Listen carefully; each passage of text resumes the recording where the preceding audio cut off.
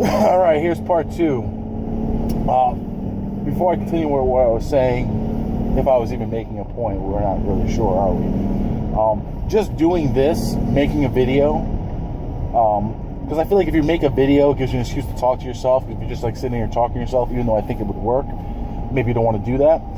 This helps a lot. This is a great distraction because you're having these thoughts. I mean, I'm having these thoughts. I'm sharing them on my phone for no one essentially right now. Hopefully you guys are watching it and it helps you and you can give me some feedback and let me know what you do.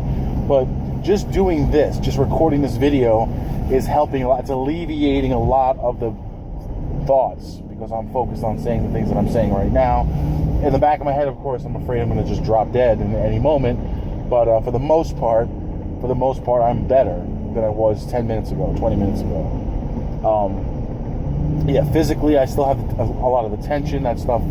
It takes a while. Sometimes it takes hours. And again, I'll get to that. But anyway, my suggestion is to you, if you are watching this and you're thinking, what am I going to do? Whether you're on medication or you're not, whether you're talking to someone already, a professional, or you're not, or it's a new thing for you, or it's been dealing with something for years, make the video, even if you have no intention of ever watching it again or ever showing it to anybody. Make a video. Just pull out your phone, find a quiet place by yourself. I know it's kind of embarrassing to get caught in your bedroom talking to your phone about some intimate shit that you're dealing with. You know, I do it now because I drive a truck. I can keep my eyes on the road and the camera can still face me and record my voice, and it's a good distraction because a lot of my anxiety happens at work. It's a third of my life is at work. So, a third of my anxiety is at work, and a lot of it is just because work is work. It's just stress, and you have time to let your thoughts kind of go. And so, yeah, I highly suggest to make a video. Like I said, even if you have no intention of ever watching it yourself or ever showing it to anyone, just do it. Just the act of speaking what's happening, describing how you feel about it, your plans to get rid of it or to help it, whatever it is, breathing, meditation. Yeah, that's the first thing I would say. And what I was saying before, to continue what I was saying before, for me, the physical, I've been here before. Like, you've been here before. I've had these exact same feelings literally hundreds of times, maybe thousands of times. There was years where it was every single day. Every single day I was on the brink of panic. I was on the brink of just losing it. My general anxiety was peaked every day. And that was my normal.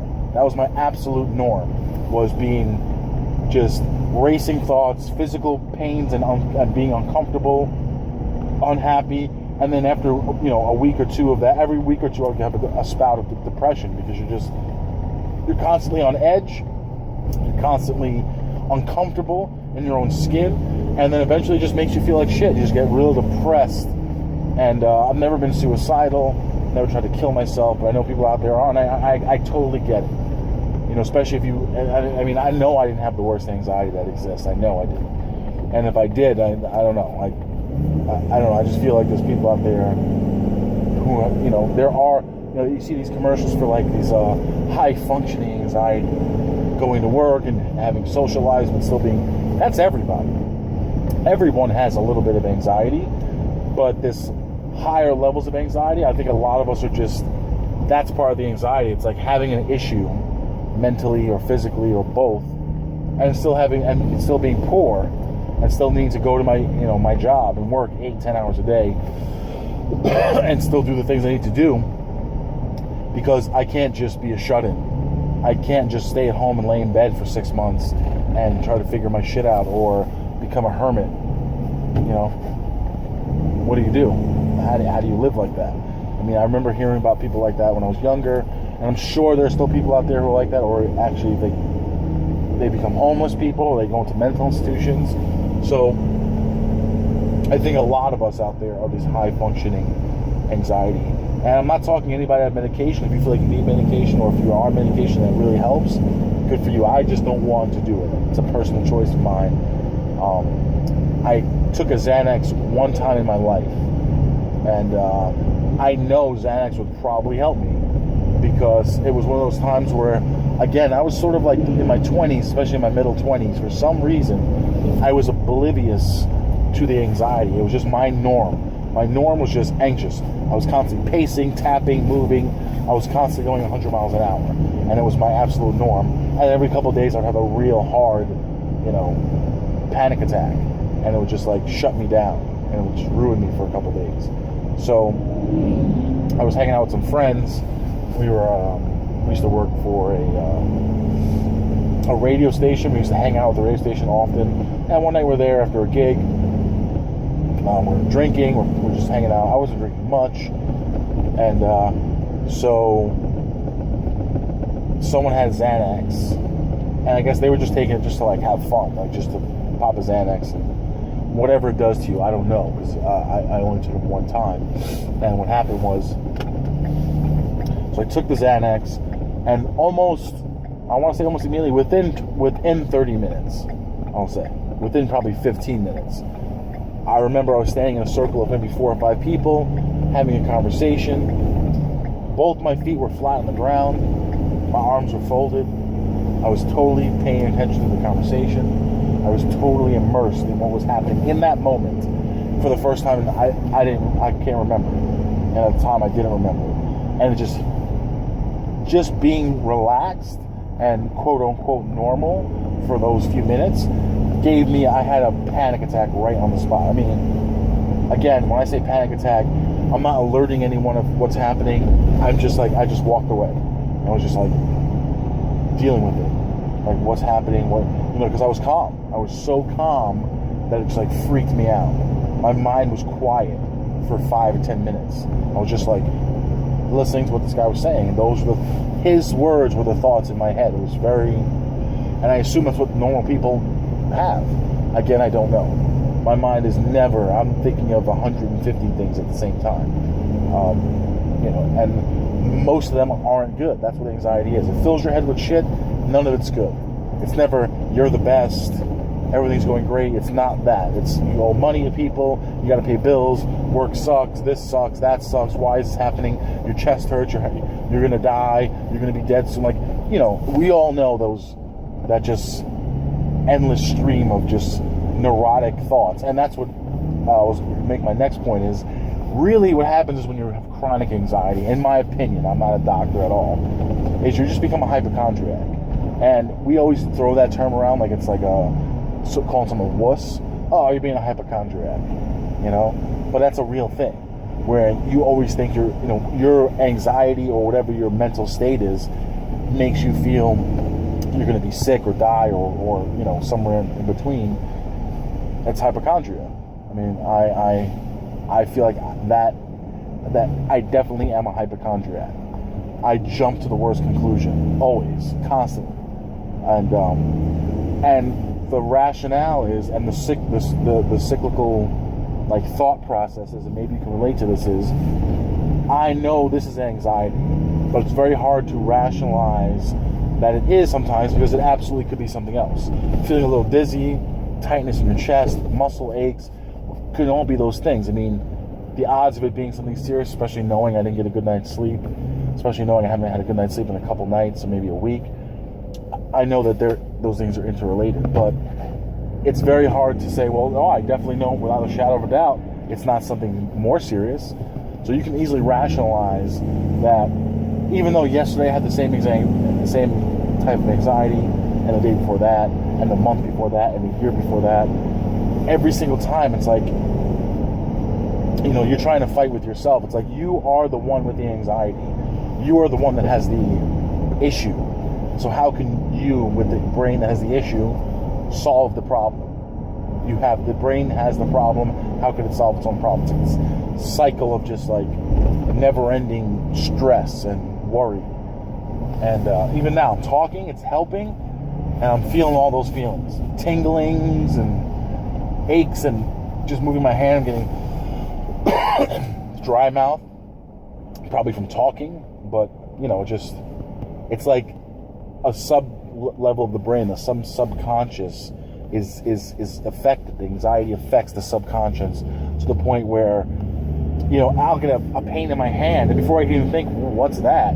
That's it. I can feel sweat and tension building in my body. My brain's already gone into high gear. Adrenaline is pumping. I am, you know, preparing to flee or fight. And there's never anything to run from, and there's never anything to fight. So all this adrenaline pumping through my veins, and if you have the same issues as your veins, it's catastrophe every single day. And again, like I said, in the last few months, maybe a year, and obviously the last few years, but this last year, I've been making great strides in, you know, breathing, centering myself, keeping myself calm-ish. And just recently, I've had this bout, this last month, especially the last week, have been more intensified. My general anxiety has gotten lowered, but the panic attacks that were infrequent are coming out now every time. Like today, I still right now feel like, and I know my head hurts a little bit, my neck hurts a little bit, my shoulder hurts. I slept weird. I slept sitting in a wooden chair, you know, hunched over, like my neck hanging in practically my lap. I slept like a sloth, and my body and my muscles are showing the effects of that. I know it. I know that's what happened. It does not matter. The thoughts are there. My body's making connections. Now this side's starting to feel a little weird because I'm talking. My breath is a little, you know, it has changed. I'm not just sitting here breathing and driving. So all those things, my brain just makes all these connections that aren't necessarily real. You know, I'm getting a headache right now. I mean, it's just, that's where the hypochondria comes in. It's just, am I really having a headache, or am I like just, you know, you're constantly scanning the inside of your body. That's what anxiety does for me also.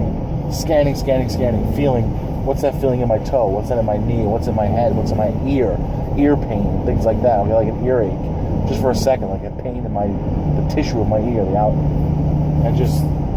and then for hours, just what is that? What's happening? You know, just as Sam Harris says, dealing with the next, you know, irrational, neurotic thought that careens into your head. That's a lot of what anxiety is. And as much as I know that, I absolutely know that that's what it is. You know, at least within the 99.9 percentile, that it's anxiety and not a real serious medical issue. It doesn't matter. That 0.1% is like, you know, a pin in your back that you're laying on. It just, even though it's not going to kill you, you know it's there. It is irritating you, and you're going to do everything you can to focus on that one pin and forget about the other 99.9% of your body. So, I don't know. I just want to know what you guys think about what I'm saying. Am I rambling too much? Am I babbling? Do you understand? Am I making sense? You know? And tell me what you do. What's your method? Because for those of us who have the anxiety every single day, and it's just there with us, it's like the clothes that we wear, this video is really for you guys. I mean, what do you do? Like, what's your thing? I mean, what is your thing to get through the day? Because obviously we're all getting through the day. We're all going to our job. I mean, me personally, I try to just love my job. Even though it's not my dream job, and I absolutely don't love it, as far as like, oh, I hope I do this forever. You just fall in love with your job in the sense that being miserable is not helping. Being unhappy is not helping. So what is your thing? What breathing exercise are you doing? In the last video, part 1, I put in the description the Wim Hof, who's the guy who broke the record. They call him the Iceman. He can like run up Mount Everest in shorts, and his breathing techniques are allowing him to make his body more alkaline. That link is in the part 1 to this video. Check that out too. But yeah, if you're watching other people on YouTube, let me know. If you have your own method and it's working and it's making great strides, let me know. Let everyone know. Make a video, or tell me and I'll make a video. So thanks for watching. You know, I'm going to post up as much as I possibly can. I haven't done it in a while, and I really feel like this has helped me today. I'm going to smoke a cigarette. That's going to help too. And then drink some water and have my lunch soon. And if anything changes for the worse, I'll make another video today. If not, maybe I'll make another one tomorrow, maybe the next day. But I'm going to try to do this more often. But again, thanks for watching, and I hope you enjoyed.